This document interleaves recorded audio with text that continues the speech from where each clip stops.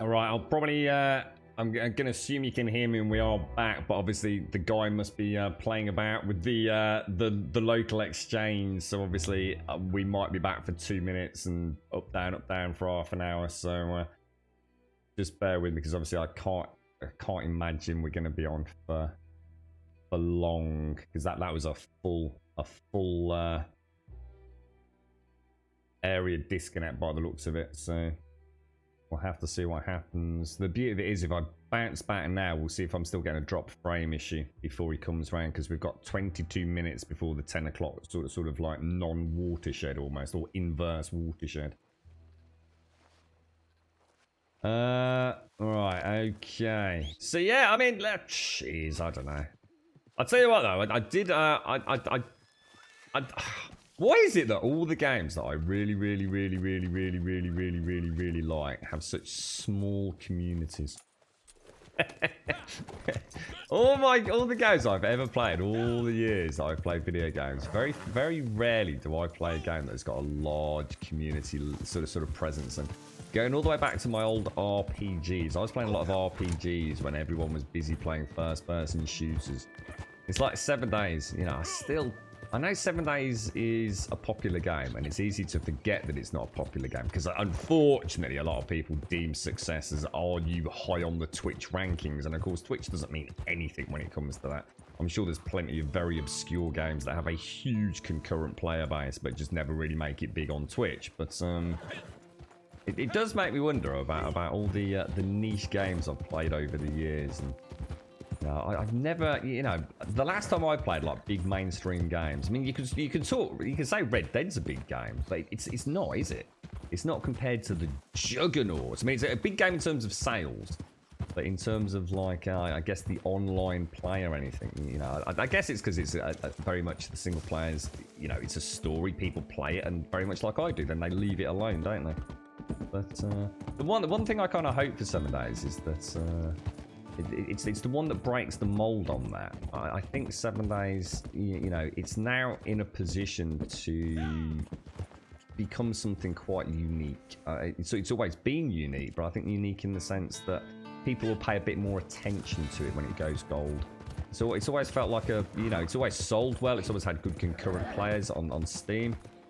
But, you know, I think when it goes gold, we're going to see, you know, some content creators, some of those bigger content creators, you know, but you know, have a little twinkle of, oh, that's interesting. You know, we've seen some pretty big players play 7 Days over the years, haven't we? And you can tell they're enjoying it. You know, they are enjoying it. It's just, it's a hard game to sell to an audience that's used to watching you play AAA games or higher, you know, high skill first person shooter games. You know, it's but I think the game now is getting to that point where it looks good. You know, it's much more sellable. You know, it's got good, robust multiplayer. It's got, you know, those vehicles in it. It's got electrical systems in it, traps. You know, if they could just do something with the zombies, and that's what I was saying yesterday, why I'd love to see the Fun Pimps just finally I'm more excited for the finish of 7 Days, not because of the future of 7 Days, but for the future of Fun Pimps. 7 Days is what it is. You know, it's a fantastic freaking game. It is absolutely brilliant. You know, one of my favorite, if not my favorite game of all time. But it is what it is. You know, we've been playing it for a long time. You know, a lot of hours have been spent in that game, and then, you know, it's done myself and many other people very, very proud. You know, for 15, 20 quid, whatever we paid for it, we've easily got our money's worth. But I'd love to see what the Fun Pimps could do without bloody being shackled by voxel-based sort of restrictions. I'd love to see what they're going to do next. That's what I'm really excited for. I really want to see what happens. And obviously the modding teams, you know, I don't know if Wookie's still in chat, and you know, Shorty and Jackson people, you know, it's Shades was in earlier. You know, 7 Days is not going anywhere. You know, I just want it done. I want it done. I want it, you know, hand over the reins to the modders. Let them, you know, take the game to the moon and back. But what do the Fun Pimps do? You know, I really want to see what they do. I'm really excited to see, like I said yesterday, you know, from the makers of 7 Days to Die. I can just see the advert. I just really want to see it. Cheers, guys. You right, Riff Raff? I don't know, James. We don't know. We don't know if we're getting it sorted. Who knows? I mean, I've been on for 5 minutes and 42 seconds and I haven't dropped a frame and it's not 10 o'clock yet. But that doesn't necessarily mean anything at all, mate. Can we please get rid of the irradiated zombies? Yeah, totally. Hopefully the modders could do that. You're right, Jags. You got some spare hot cross buns? I don't like hot cross buns, mate. I hate the bloody things. Girlfriend loves them, mate. It's the little bits of like, is it the currants and things? And those little pieces of like, is it like congealed orange or whatever goes into them, mate? Can I just have a Greg sausage roll instead, please, Jags? I don't mean to seem ungrateful, mate, but I'm not going to eat something I don't like, mate. I've never liked hot cross buns. Never liked them. The girlfriend fucking loves the damn things. Hot cross buns are full of little dried flies. No, you can starve. Give mine to James. Look, James is hungry, mate. James is a battered husband. He needs a bit of love, mate. You're right, Con Artist. How you doing, fella? Yeah. You thought it was an Easter only thing, but apparently not. No, I can imagine hot cross buns are pretty much 24/7 these days, aren't they, mate? It's the little weird little bits of like, I don't know, like is it like orange peel or something they put in them? And I've never been a fan of currants. I've always thought currants are just a scam to bulk things up. I mean, oh no, I've just got more drop frames, so no, we're not. Yeah, we've got drop frames still. So whatever he's done has made fuck all difference. Wow, we're fucked, mate. This is game over, I think. Steak bakes are the best. I get them all the time. Oh, the old Greg steak, mate. Oh, what did you think, Lobo? How did you get on with it in the end, mate? There's a very big something behind me.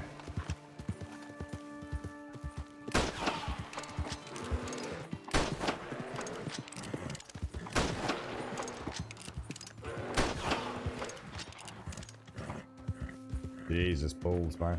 What the fuck is it? Wow. Wow. He wasn't actually down, was he? Jesus balls. They don't muck about those things, do they? They are scary, bro. You're right, badass. How you doing, mate? How's things?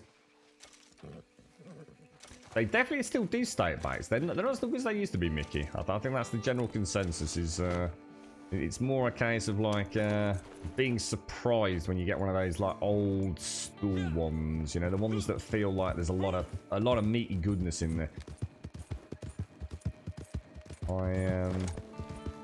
I remember the good old days where every bite was a bit of juice and a bit of gravy and a little bit of meat, and now it's like it tends to be mush, bit of meat, mush, bit of meat, doesn't it?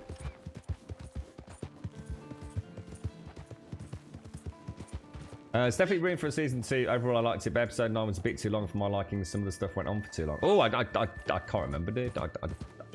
I don't even remember episode to episode. I just know I like the whole thing, dude. It can be slow. I mean, to be fair, Lobo, it is. Because I think it deliberately gives you a lot of pause for like self-contemplation in many ways. It was definitely a very unique viewing experience for me. It's not the kind of thing that I normally, you know, would watch, to be honest. But it did. It made me question a lot of things. And not, you know, about my own personal beliefs, but about how the world is put together. You know, all those people out there that do want something. And, you know, they are so eager for something that, you know, who knows? You can sort of see how it all would have worked back in the day, can't you? You know, without the technology that is before us. Just imagine the power. You know, it's really hard to talk about life because I want to say certain words, but I can't because it kind of gives a big chunk of potentially the whole storyline away. You probably sort of got some idea what I'm struggling to get at here, but he did. He was a very good actor, mate. Very, I mean, very charismatic. And the eye. What about the end, Lobo? What about the very end scene where he's looking but not looking at you? I couldn't take my eyes away, dude. I really couldn't. I thought that was absolutely crazy. You're right, badass. And you can get a steak bake and bacon and cheese slice. Greggs stuff in freezers at Iceland. So, what is it actually? Greggs manufactured? Is it Greggs branded SCR, or is it just like a Greggs wannabe? Oh, I didn't know that. Either way, I didn't know that. Iceland's do some Greggs stuff and it tastes pretty much the same.